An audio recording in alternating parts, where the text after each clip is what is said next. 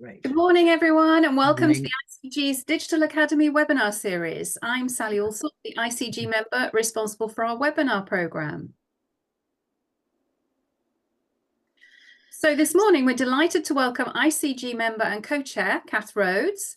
Kath describes herself as a qualitative enthusiast who runs Qual Street. She loves to dip her toe into the latest learnings on neuroscience, psychology, and social science, using them to evolve and improve qualitative methods and approaches. During this webinar, Kath will take you through her understanding of the DMN, or default mode network, in neuroscience, and make the case that knowing about the DMN is foundational for qualitative insight. You'll learn what the DMN is and how it's important to our qualitative understanding of what's going on. As usual, there'll be a Q&A session at the end when you're all encouraged to turn on your webcam and raise your hand if you'd like to ask a question and join the discussion, or alternatively, just type your question in the chat box for me to read out. So we're very grateful to our sponsors today, Norstat, which is a European data collection company with large proprietary online panels in the UK and 18 other countries. Online survey respondents are primarily from panels they own, which allows them to profile the audiences their customers want to speak to, as well as providing reassurance about the source of the data. In addition to online data collection, Norstat also supports CATI data collection and qualitative recruitment. Norstat is the trusted data collection partner for market researchers, delivering high-quality data from a range of methods, supported by service models tailored to the requirements of their customers. Before we begin, here's some more events we've got lined up for you to end the year and start 2025 with a bang. Don't forget our Christmas party on Friday, the 6th of December. And also that we're able to offer great value sponsorship opportunities with each of our webinars and online events. So just contact Lucy if you'd like to know more about that. And then now I'm going to hand over to Kath. Thank you, Sally. That's that picture of me. I need to update it. Much older lady now. So okay, I'm going to share my screen. Just a little bit of slight apology. Some of this stuff I don't feel like I know off by heart. So if my eyes go down, it's because I'm reading off my notes. So please accept that as a bit of an apology, but it'll help me be perhaps a little bit more accurate in what I want to say. I slightly feel out of my depth because I'm talking about neuroscience is such a big word, isn't it? And I'm not a neuroscientist or anything close to it, but so let me share with you kind of what I know. So hopefully everybody can see my screen there. Okay, Good. and you can all hear me. So off I go. So yes, default mode network. I guess when I set up Qual Street, one of the things that was exciting to me was the chance to do some reading about sort of more broadly and see whether I could take my learnings and bring it back into qualitative research. And I suppose when I started, behavioural economics was all the thing. There was some popular science around, some popular books on neuroscience, which were really great. It was mainly behavioural economics. But the more I read about neuroscience, the more I came to recognise that I think that there are some foundational ideas within it. And I think there are some ideas within neuroscience that are starting to become a bit of a shared orthodoxy. So when I first started reading about it, there seemed to be lots of different ideas about what the brain was and how it works. And I think people are starting to coalesce around a kind of a shared idea, and that's what I'm going to be sharing with us today. And I guess it's my belief that really, if we can understand some of those foundational ideas within neuroscience, it will help us become better researchers. The reason why I'm a bit nervous is because I'm not a scientist. So I think I got a D in O-level biology, or maybe that's a 3 in new money in GCSEs. So in a way, I'm completely the wrong person to be talking about this from a neuroscience point of view. So what I think I really want to do today is to make the case that somebody should be doing this. And I'd like to make the case that as an industry, we need to be getting the neuroscientists in, and then we need to be working with them as researchers so that we can kind of make a beautiful baby, which is sort of neuroscience applied to market research. So I've mentioned behavioural economics, and it's because when I was doing most of my reading, when Qual Street started, it was really behavioural economics at that time that was rocking our world. And I think there's a bit of an important backdrop to this, because they came along, didn't they, the behavioural economists, and they told us people do not behave in rational ways. So classical economics, you're getting it all wrong. And in fact, you know, people are incredibly unreliable when they talk about their own behaviour. And then they kind of said, look, here are some experiments that we're doing that can prove how unreliable people are.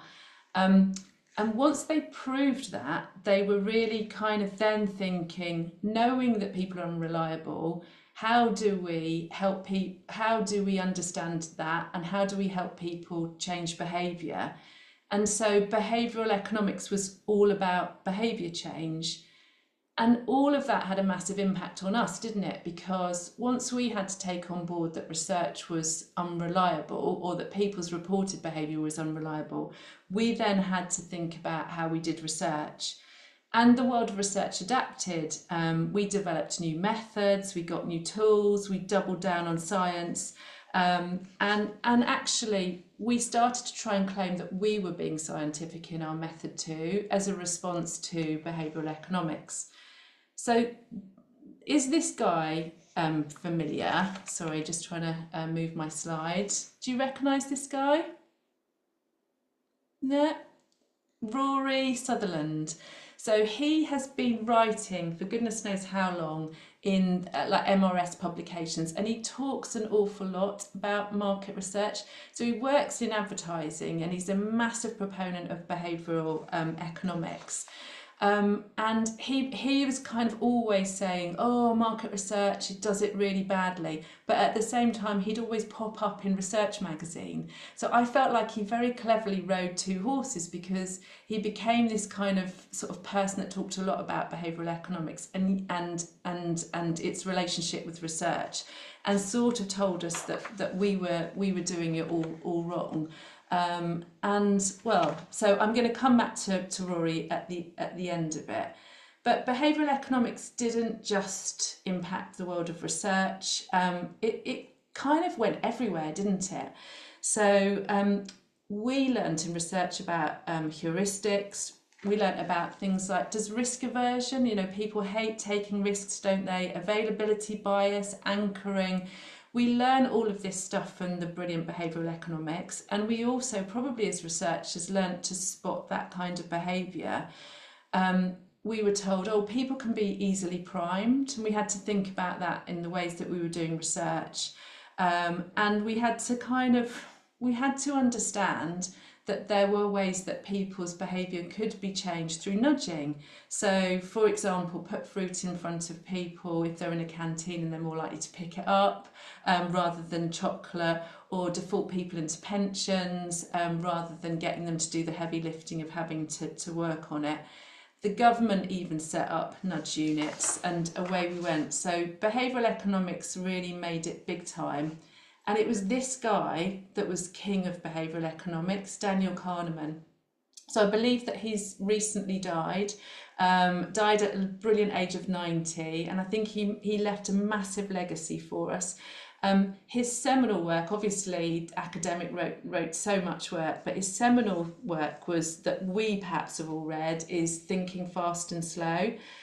And I just from the last kind of, I don't know, 10 years, you do see on clients' research briefs, we need to include System 1 thinking. Don't forget about System 1 thinking. So he massively penetrated our world too. And essentially, his System 1 and System 2 model is that the human brain, it makes quick and slow decisions. System 1 are the quick automatic decisions that we make. And we do that because it's very calorie intensive to think. And so it's much more efficient for our brains to operate by making a quick system one decision. But we also need to have the capacity to be more considered and to be more thoughtful and to do more hard work, and that's system two thinking, which obviously takes more calories. So incredibly influential and really important. And Kahneman was, as king, was king of this world, where he was saying that system one stuff is really great, but it's also very unreliable. So one of the big stories of behavioural economics was always this unreliability. Now, I have deep respect for all of that thinking, particularly because as a researcher, I found it really unsettling. I thought it exposed some really wide open, gaping flaws in qualitative research, that you can't just do a group and take what everybody says on board, for example. And I do agree that it pushed the research industry into doing better, that we've had to be kind of clever about the way we understand what people are saying. And also it's made us better at doing decision research and understanding choices in particular. But my beef with it is that behavioural economics and that kind of model of thinking is not enough. For me, it's always felt insufficient. I think it's too neatly chunked up, it's too tidy, it's too controllable. So there are all of these unique case studies where you want to understand a specific behaviour and you research that. So for example, we might want to understand what's the optimum number of jars of jam when we're making a decision in the supermarket. And behavioural economics is really clever in that it can say, oh, between 4 to 6 jars of jam, so that you don't get mental overload, but that you've still got enough choice, for example. But what I don't think behavioural economics does very well is it doesn't explain why somebody might want to switch into marmalade. So it's very good at that in-moment decision making, but it doesn't do broader things. For me, most importantly, it doesn't really help explain in-life experiences. It never talks about culture. So it never says, oh, people in this country prefer marmalade to jam and why. It does identify choice drivers and decision rules, but it doesn't seem to want to go deeper. It doesn't seem to want to go into emotions or vulnerability or expressions of self. And that's why I think it's not enough. I suppose I've always been thinking system one, system two, but where's system three? Where's ritual? Where's habit? Where's all of the stuff that we're doing when we're not making an in-the-moment decision? Because so much of what we do, think and feel isn't predicated on I'm here and I'm making a decision. The decision was always already made before you even arrived at the supermarket, for example. And how does behavioural economics help us with that? Now, I think behavioural economics has tried to understand the self as well. So the last chapter in Kahneman's book is all about the experiencing versus remembering self. So it's not like they don't have a kind of, they're not referencing the brain or identity. But again, it's partial. So his last chapter deals with the fact that when you've experienced something, the most recent bit of that experience will then dictate how you remember it. So again, it pulls back into this thought of, oh, we're unreliable. And it doesn't kind of go broader into who the self is and how we process stuff and how we make up the stories that we do. And so that's really my contention. It's that neuroscience helps us explore bigger questions that lead to better answers about why humans are the way they are. So for me, neuroscience and our brains is a better place for us to go into. If we start with our brains, if we start with consciousness, if we're starting higher up the food order, higher up the chain of understanding, and I think that can lead us to more complete answers. And then if we try to apply neuroscience, that then gives us learning that will give us better insight. in my view, we need to start with understanding what is the brain, what's it for, and how do we know our minds or our consciousness. And from that, we can become better researchers. So this is where I have no answers, but only books that I've read. So Burgess Hillians, Tracy and Claire, Anil Seth lives near you because he's based in Brighton, and he has written this kind of new and amazing book called Being You, and he really is trying to help us kind of on a mortal level understand our brains. And he says, and this is now the new orthodoxy, that the contents of our consciousness are our brain's controlled hallucinations. So we're all hallucinating, but in quite a controlled way. And then he goes on to actually say, no, they're controlling hallucinations, which I'll go on and explain a little bit more about that.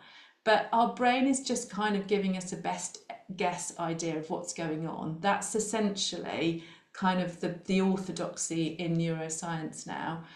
But I love this quote, which is, so this guy, Will Storr, we featured his book on the ICG Book Club, and he says that the world is constructed through the dream of the mind. And I just think that's a lovely poetic way of saying what the scientist Anil Seth is saying, controlled hallucination, and he's the more artistic kind of way of saying it. So what is this controlled hallucination? What are controlling hallucinations? Well, essentially, what goes on in our brains is that our brain makes a prediction using prior beliefs to make best guesses about the world. And the predictions happen by perceiving what's going on outside the body, and also what's going on inside the body, and interoceptive influence, reading what's going on inside. And essentially, prediction leads to action. So the brain is taking everything in. It's already made a prediction about what it needs to do and what's going on in the world. And then it course corrects when it gets new information. So it decides what's happening before it then knows what's happening. Once it then takes in the information from outside and from inside our bodies, then it course corrects. And that is essentially bringing us to the default mode network, the DMN. This is the concept I think we need to have and understand in order to really be good researchers, because it's really underpinning everything that we do and everything that we are, and what our identity is. So when we do a depth interview and we're chatting to somebody and they start explaining how they behave, how they think, how they feel, what we're really accessing is the default mode network. It's their way of processing what's going on in the world. So the default mode network, it's these areas that are lit up here. That is the templating that goes on in our brains beforehand, and then we get new information, and the default mode network then essentially updates and changes our mind. So we can hear that literal phrase, changing your mind. So we adapt as new information comes into our brain. And another way of thinking about the default network is to call it the house of habit. So that was a really huge aha moment for me when somebody said, oh, the default mode network is the house of habit. It's these templates that give us an identifiable self, a sense of narrative gravity. So the default mode network is not just about sensory stuff. It's not just about regulating what's going on in our body. It's also about the stories that we tell ourselves about ourselves too. And that's the big aha moment, because if you think about system 1 and system 2, you can absolutely see that is the model that over or underpins it, because it's giving us the system 1, the quick behaviour, And it's actually also defining how we do things slower as well, and how we do things in more of a considered way. That is all the default mode network is going on. So if you sort of ask the question, what is the job? What is the work of the default mode network? It's actually got an awful lot of heavy lifting that it does. So I'm just going to kind of read out now some things that it does, some things that I think are really interesting. So the default mode network is involved in self-referential thinking. It is involved in thinking about oneself, one's emotions, and one's personal experiences. And the interesting thing is that we burn a lot of calories thinking about ourselves.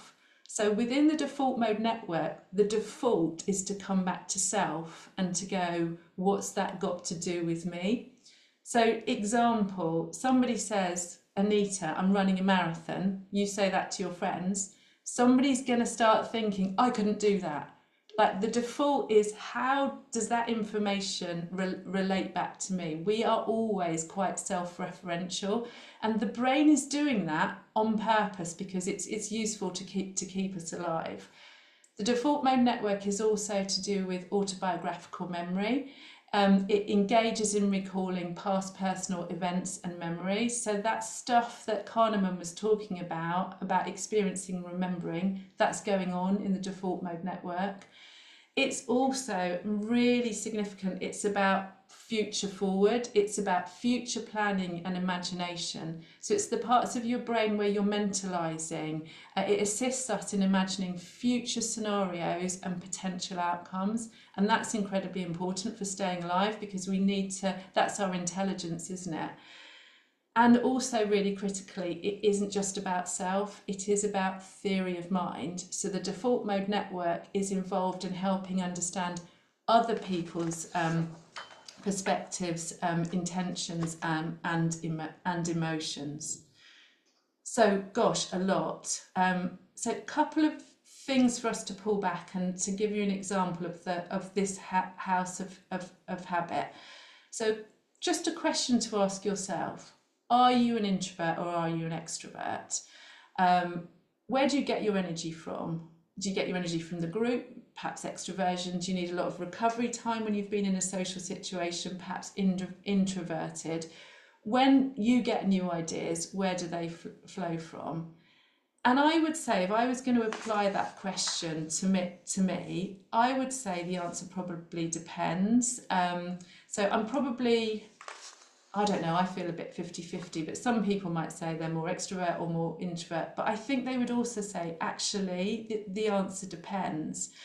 And I think the reason why goes back to the default mode network. It's because if we think of the default mode network as having these different templates to apply depending on different circumstances, it would absolutely make sense that sometimes we are extrovert and sometimes we are introvert, and that would be the application of self depending on the circumstance. So I would say in general, I'm a reasonably confident presenter, and the reason why is I've probably put in my 10,000 hours as a qualitative researcher, done lots of presentations. Similarly, if I'm running groups, I'm probably okay to host them and to kind of bring my extroversion. But actually, when I'm thinking about stuff, it always happens to me when I'm out for a walk or I'm in the shower. I don't get a lot of energy from the group. And if I'm in a social situation, I do find it exhausting. So maybe I'm an introvert too. And I guess that I find interesting that my DMN and your DMN, it's designed to give us the best fit template for how to be, how to feel, how to behave. So it's not just about processing you or your personality, it's always templating the situation that you're in. And I think that goes to the thought of why we're complicated people and we've got lots of different parts to our personality, and it's predicated on different contexts and different situations. So this is much more nuanced, rich and complex. This is difficult stuff and we have to wrap our heads around it. But I love the fact that if we understand the default mode network, we can see that we've got different response templates. It's a sophisticated way that we can see that we exist. It's also quite a coherent sense of self that the DMN gives us, because it patches together stories about ourselves as well. And what emerges from the DMN is a personal narrative that can anchor identity in stories, occasions, and examples. We have language as a thinking tool, and the brain has developed that over time, and that can hold all of this complexity together. So as human beings, we can develop an awareness of the different parts of ourselves living within one person, but still coherently a whole thing, as long as we've got a healthy brain. And I think that's all a bit mind-blowing and really interesting. Another question that we might want to ask ourselves, and why the House of Habit can take us so much further than perhaps behavioural economics can. If we asked ourselves, what are emotions? And you gave me an answer, you might give me a different answer depending on where you are in culture. So if you're from a weird culture, Western, educated, what else is it, industrialised, rich and democratic, if you're giving me the answer, what are emotions, you might say, feelings come from within me. They are what I experience in myself.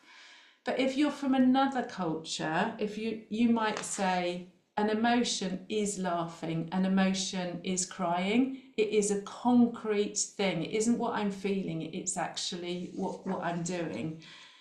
And I guess the point I'd want to make there is that's the DMN again, isn't it? That is our templating is coming from culture there. It's telling us how we perceive the world, how we think and feel about the world, and it is culturally driven. So our prediction machine, our brain, templates according to our past experiences. It templates according to what happened to you from the minute of conception, really. It is affected by where you are from, it is affected by the stories you've been told, and it is affected by the group that you belong to. All of this is feeding into the House of Habit. It's feeding into the DMN. And that really takes me to the big aha moment that I just think is amazing, that with neuroscience, we're not just into now decision making, but we're into habits, rituals, and this long story, the long tail of our choices. And for me, that's so exciting, because I suppose it puts qualitative research and complexity back into the game. It says that we can't just be asking people about what decision you've made. We need to be digging around in a 360 way into what people's stories are, where they're from, what their culture is, and also the contextualization of everything that is happening to them. And I just think that's so exciting. However, it isn't just the DMN, so I'm hoping that I've kind of explained House of Habit, DMN, but to really understand the role of the DMN, we do need to understand more about the brain, more learning required. So I'm quoting Anil Seth again here as some kind of fundamental principles of the whole of the brain. And his big argument in his Being You book is that the fundamental reason any organism has a brain is to stay alive. And that's essentially what the point of our brain is. And then he's saying perception and also this idea of self, that is all just doing a staying alive job. And the job that it's doing is about controlling ourselves. So really, he's saying that everything you perceive, it's a controlling hallucination. It's about helping you stay within the guardrails of life. Great. He's also saying that the point and the purpose of emotions is about this controlling hallucination. So the form and the quality of the emotions that you have, how you're feeling now, then give you information about how maybe your physiology should be behaving in the future. So there's something going on in emotions that again are about prediction. And there's also the driver to seek out new that the brain has. And the brain wants to seek out new sensations because it almost wants to forage into the future world in order to reduce uncertainty about what might and what will happen next. So we are always in fluctuation and we are always in forward movement, and the purpose of it is to get to stability, but the purpose is to get to stability through change. So some of the reaching out stuff that we do, the idea of what's driving you, that's all about the brain trying to stay alive. So this is the book, Being You, and it is, I would say that the first chapter in it is really difficult because he comes at this philosophical point of view about the hard question of what the brain is and what the purpose of consciousness is. So he's talking about, this is really a book about consciousness.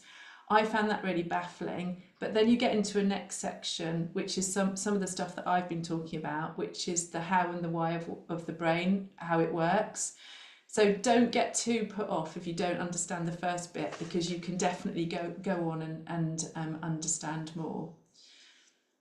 So I've been talking about the default mode network, the house of habit, but actually that is the templating bit.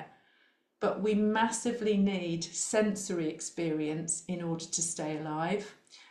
So the house of habit is receiving the information, but it needs to get the sensory information. And there's two types of sensory information: exteroception, which is using our senses. So that's the best, we get a best guess of what's going on through sight, hearing, taste, touch and smell. And then interoception is the internal monitoring. So that can be the non-conscious stuff of, oh, how fast is my heart beating, my blood pressure, my digestion, all of that kind of stuff. But interoception is also mood and emotion. And mood and emotion are there to help us do this predictive job, to read changes in the bodily state and to give us a sense of action and what to do next in order to kind of support ourselves physiologically. And if we want to understand more about interoception and the emotional side of stuff, this is the book to read that is incredibly helpful to understand the how and the why of emotions and why they have developed to such an amazing degree in human beings. So Lisa Feldman Barrett is the person who's written this kind of accessible book on emotions. And she says that really you can understand emotion as being this interoception, which is these physical sensations. But then our brains brilliantly came along and had also developed language. And what language allowed us to do was to put a label on a sensation. So we were feeling something and then we had a word and we attached the word to it. So it can be a big fat word like anger, or it could be a more nuanced word like agitation. And so one of the kind of things that is useful and important to know just as human beings is the more precise and the more in tune we can get in on feeling our bodies and the embodied experience, and the better we can get at naming, and we can even make up our own words for it, the more understanding we have of what's going on in our own bodies and also potentially other people's bodies. But language was the brilliant way for us to feel and label, but also as humans, as social animals, it was also a way for us to share information with each other about what was going on. And because we're social, that is incredibly important for us, and it allowed us to do more of the survival stuff. So the DMN is the bit that's involved in taking the perceptual information and checking it against prediction. And that happens in the top bit of the brain. Remember that picture I showed you before? But then we've got all of these neural networks that take sensory perception, which comes from the bottom bit of our brain, And the more neural networks we can have, the better it is for us, because the more we understand what's going on. So this brilliant kind of phrase, neurons that fire together, wire together, that's worth us kind of knowing, because it's us using this kind of a bit brain bound bit, which is the DMN, the thinking bit, the executive function bit, and it's getting in touch with our bodies to actually help us survive and have better lives. So although the default mode network is really important for us to understand as researchers, and is probably about us kind of seeing the house of habit and seeing these behaviour templates, actually, if we can help people get in touch with their bodies and sensory perception as part of our practice, that's really useful and helpful for us, as well as it is for them.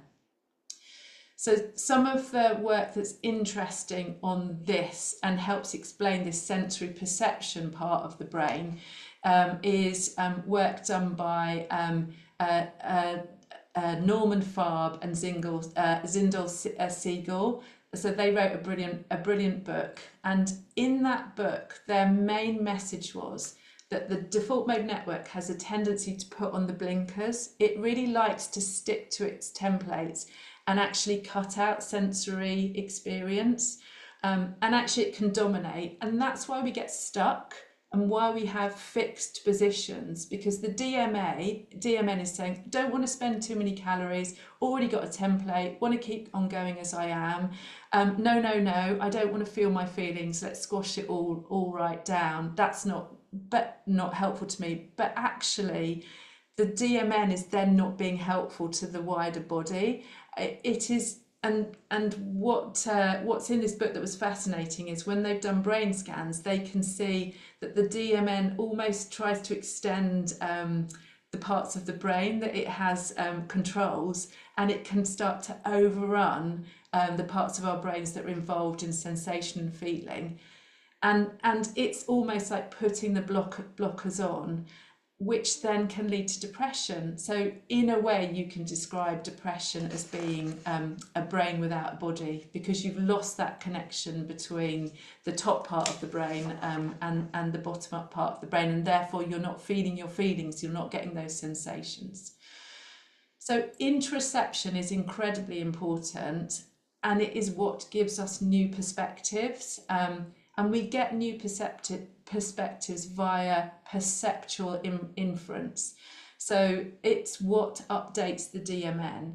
There is a way, there's active inference, which is almost, say you're walking through the jungle and you see a tiger and you get flooded by all of that fight and flight stuff. So our brains are quite good at reacting to emergencies, but we need perceptual inference to change our minds, to shift from, oh, I think this type of food is my favourite, to actually I ought to be eating this stuff. So we can change, and we can change our minds, but we actually need to be embodied in order to do it. And that is when the DMN can update its templates. If you're thinking from a marketing point of view, I guess that's the kind of the breakthrough or the disruption that's happening. And you can imagine, therefore, why different colours. So Maria, maybe a category starts playing with new colours, and that is probably because it's trying to break through and trying to get people to change their mind. So all of these cultural shifts, you can see that is almost about perceptual influence and the DMN being able to update its templates. I haven't said very much about this, but neuroscience doesn't just have things to say about the individual. Actually, it really helps us understand the social self too. So knowing that our brains are prediction machines that are there to help us stay alive, actually staying alive is about being in the social group and getting the benefits of the social group, so getting ahead and getting along. And so the brain is also designed, and the DMN is really involved in this role, is to figure out what's going on, that theory of mind stuff, what is going on with you that then affects what is going on with me. And we have this brilliant ability to have reciprocal thinking. We are almost refracted in the perceptions of other people. And that is by design so that we can stay alive. We need to understand each other. We almost need to be mind readers. And going back to emotions, it's that sensing of emotion that is there to help us understand what is going on with other people. So I mentioned a bit earlier on the kind of what is emotion, and I said there's two models of emotions. And actually, if I just go back to that and another book, both of those models, the weird Western model and also the non-weird model, as researchers, they are incredibly useful for us as well. So the weird model is a model that she identifies as being called mine. So mine is mental, coming from my identity and experience. Inside, I feel like it's coming from me. And essentialist, coming from emotions that have properties. And actually, that mine model is really useful because that is about this inner sensory perception. So I think as researchers, knowing that, we can say to people, as qualitative researchers, we can say, oh, emotions are messages you're sending yourself. What message are you getting? So there's a really neat way of kind of accessing that as in a questioning way, but also using the hours model. That is saying that emotions are outwards, they're relational and they're situated. That hours model is also incredibly useful in qualitative research as well, because it allows us to develop a set of questions about what's going on between us. So you can start to say emotions are messages about what we're picking up in our relations with each other. What's going on between you then becomes the qualitative question, and you can get back to thinking about the situation and culture. So although I've been largely talking about DMN, it's actually a story of top to bottom, and us as researchers, we need to understand the templating, but we very much need to understand the sensations and what's going on with people in a sensory way, which brings us back to the let's get in the room with people argument, doesn't it? Let's be embodied, let's have embodied experiences, because the more we can get people to access their embodied self, the more material they've got to go on. And the more we can be in the room with them, the more we can use the theory of mind to understand people, and the more they can use it back with us in a feedback loop. So actually there is a really strong argument when we understand how the brain works for us doing in-person research and doing it in a sensory and embodied way.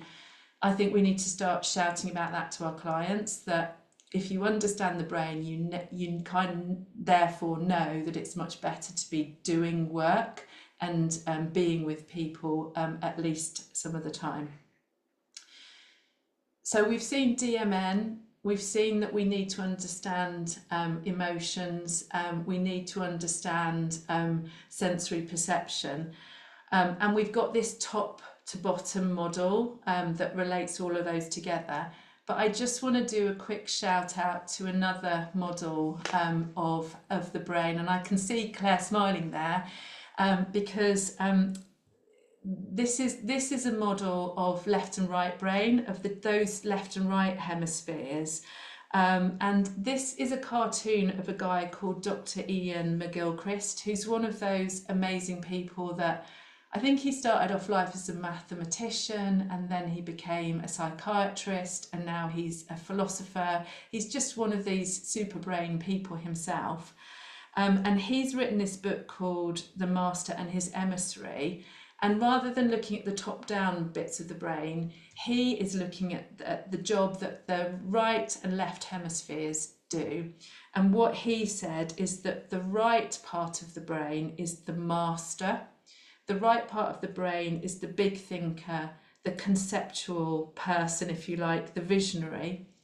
And the left part of the brain is the emissary. The left part of the brain is detailed, narrow, sharply focused. He's put there. And what he says, which is really interesting, is that at the moment in modern society, we are quite left brain oriented. We're quite focused on the detail. So if we're starting to think about data, if we go right back to that story of behavioural economics, let's look at decision making. Let's see how you make the decision. That is a left brain perspective. It's in aspect. It's thinking about one thing and trying to control it and trying to understand it. But we have two sides to our brain. We have a right side as well, which is interested in the what's going on question, perhaps the more difficult question.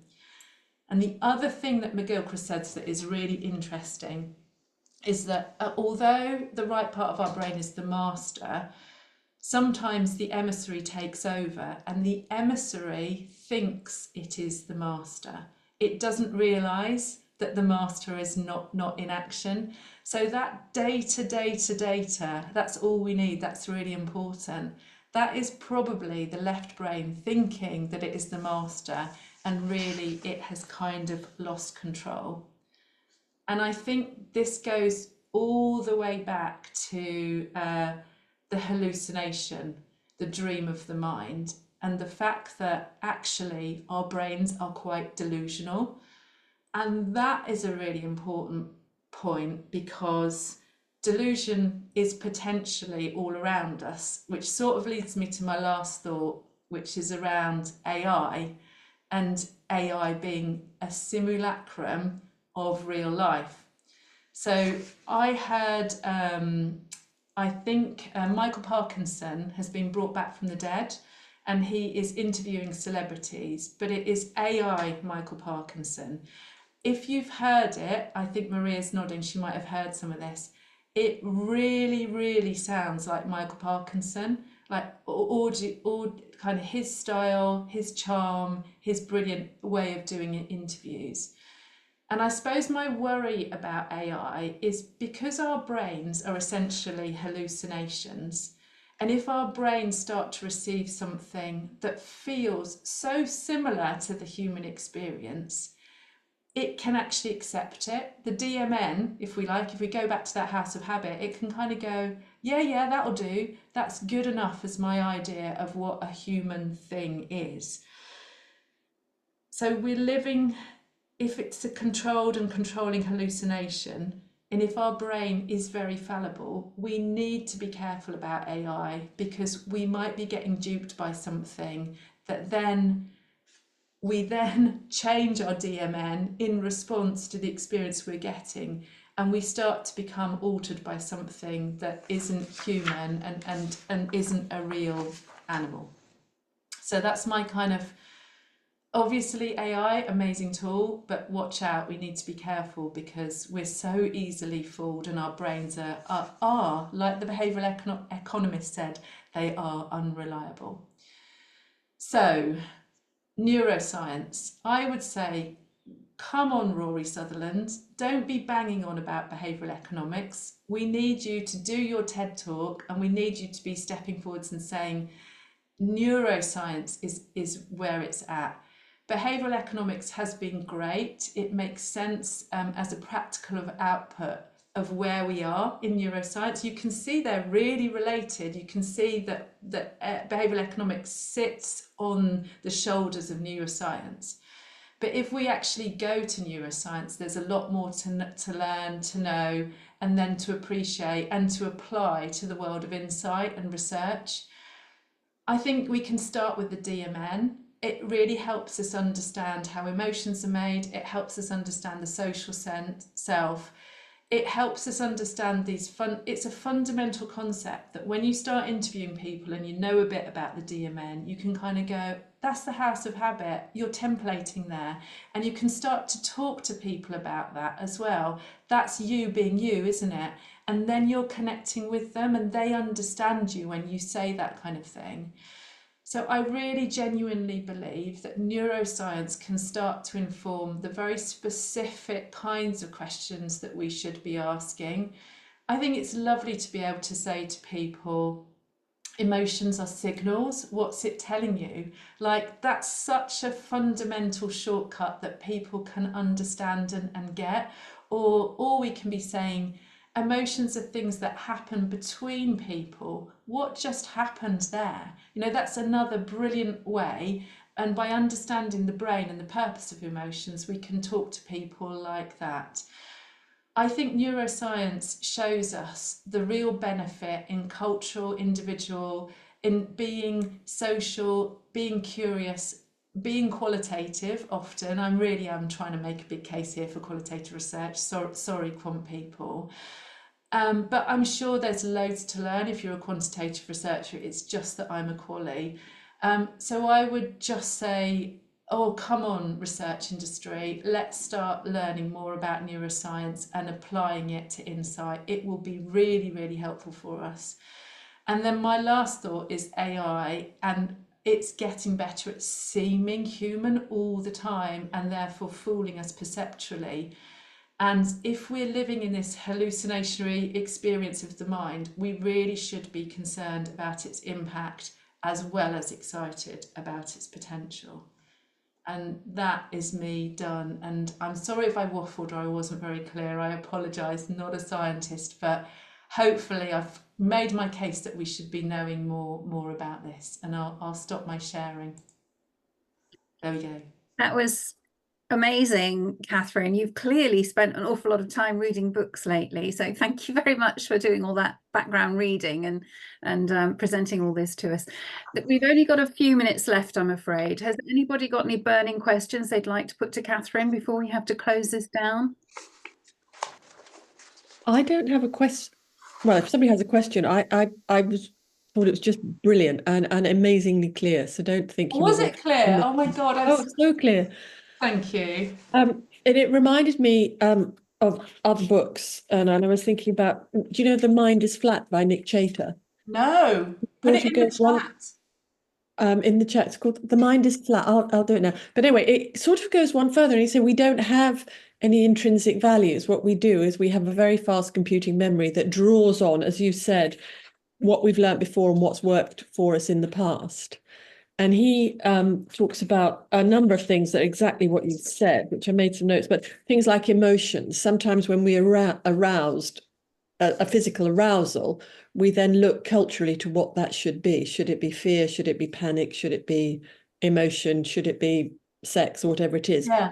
We make that judgment off a set of physical interests. Anyway, and the other one was Jonathan Haidt. Have you read The Righteous Mind? Because he's the elephant and thing, or the Oval Office and the press office, which is your emissary and master, which is anyway. I thought it was fantastic. I'll shut up now. Well, thank you, Caroline. Thank you. And I would love it if we could get some neuroscientists to come along and do it proper style.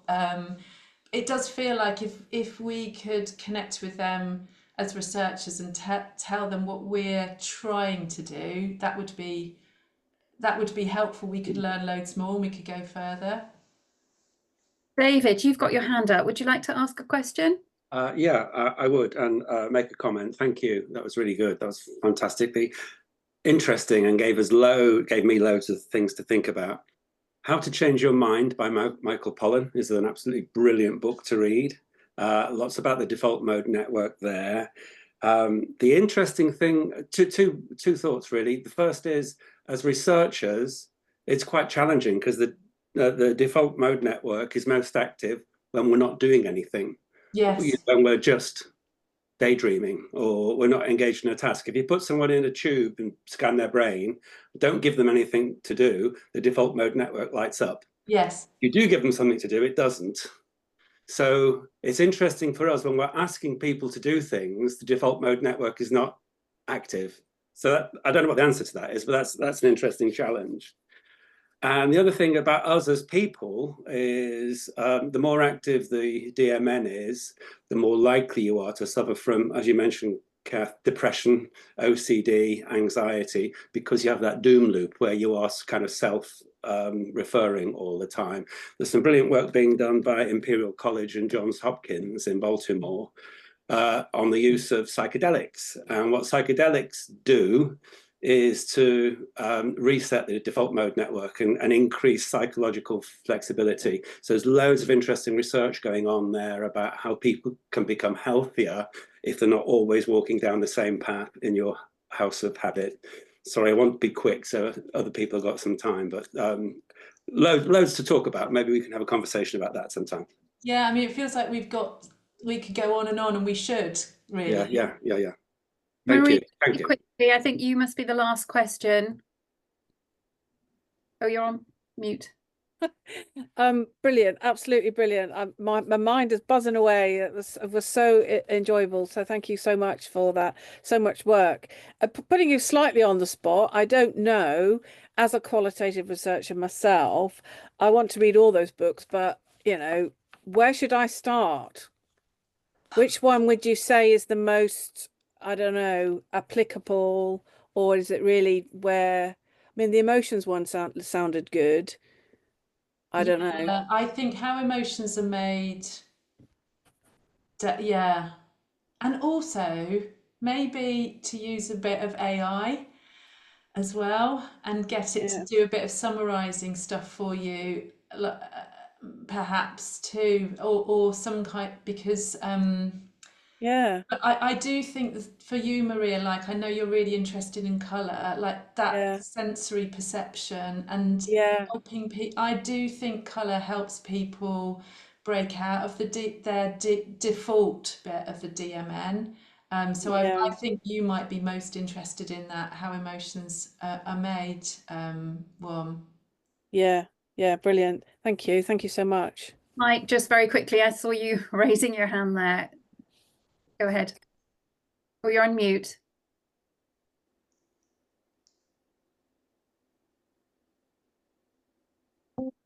We can't hear you, Mike. Still on mute. Can we unmute you? There we go. Okay. May I throw in Mark Bowden? Please do. Mark Bowden. Mark Bowden, The Power of Being Inauthentic, TED's talk. He walks on the stage and says, you've already made up your minds. You've decided whether you like me or not. And in 1/500th of a second, the rest is infill. I think that relates so much to what you've been saying. Yes. But how does that relate to snap judgments about brands? We make judgments about stuff, and then we decide afterwards, post evaluate them, why we really feel that way. And it's going on all the time with the persuasion industries, which is what a lot of us work in. We work in advertising research, and we're helping people persuade other people to do things. I look back at my career and wonder why I was involved in persuading people to smoke cigarettes, and not very happy about that. But anyway, Mark Bowden, his own work with Truth Plane, rather than perhaps the behavior panel, which is more sensationalist and of late quite American politics, which I personally find nauseating. But that's a separate issue. And the other person I'd like to throw in, that I've read a lot of recently, is Robert Sapolsky. If anyone hasn't read it, he wrote Why Zebras Don't Get Ulcers, and also a book called Behave. And he is professor of biology and neurology at Stanford. He's very accessible, lots of YouTube, as indeed there is of Mark Bowden. End of message.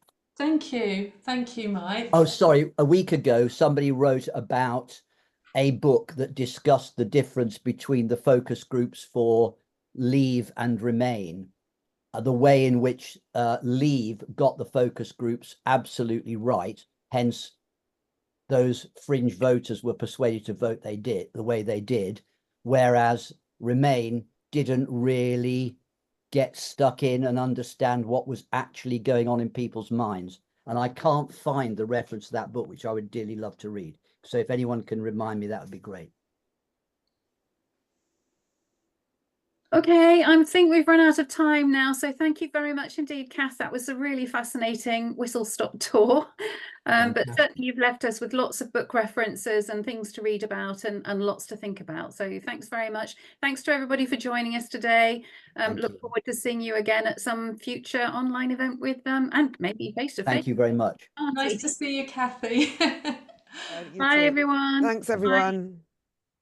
Bye now. Bye.